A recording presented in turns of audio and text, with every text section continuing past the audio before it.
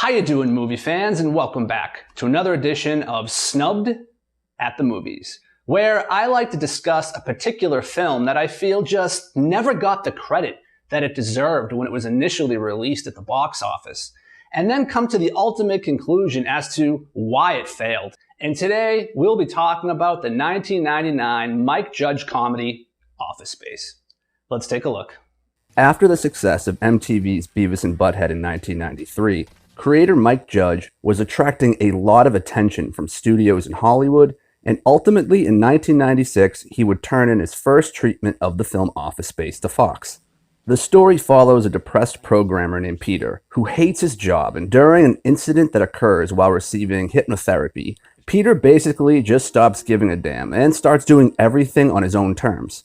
The film is also loosely based on some Milton animated shorts from the early 90s and Judge's personal experience working in an office setting. The studio loved it, but of course they wanted to make a few changes.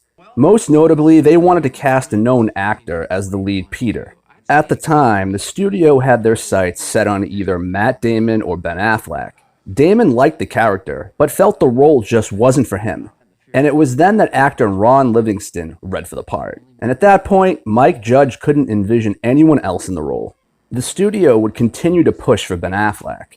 However, talks broke down during negotiations when the studio refused to pay Affleck's asking price of $2 million. Some other names that were also considered for the lead were Owen Wilson and Billy Bob Thornton. But ultimately, Livingston was the guy. Luckily, getting an up-and-coming Jennifer Aniston to sign on wasn't complicated, since she had already really wanted to work with Judge.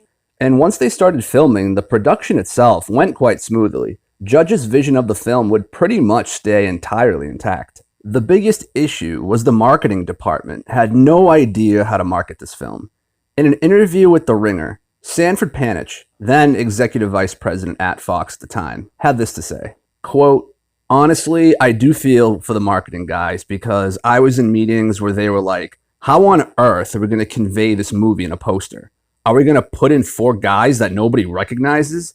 Or just a weird guy with glasses in a darkened room? In all fairness, it wasn't an easy film to be reductive with. Try to close your eyes and imagine a one sheet for Office Space. It's really challenging." End quote.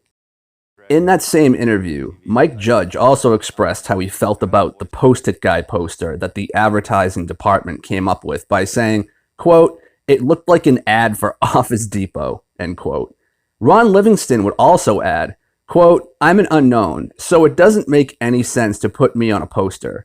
But I wasn't sure why they were putting somebody that was supposed to be me and covering him with Post-it notes. I didn't quite understand what that was," end quote. The advertising team also found it just as difficult to market as a 30-second television spot. On top of that, it was then given a late February release date, which is typically when you don't want your film released. All these factors combined in an age before the internet started to take off equals almost certain death for a film. And that's exactly what happened. So there you have it.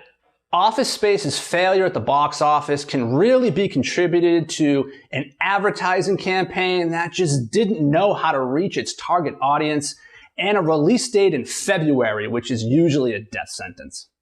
Well, everybody, thank you for watching. I really appreciate it. And I will see you next week. Thanks. Potato.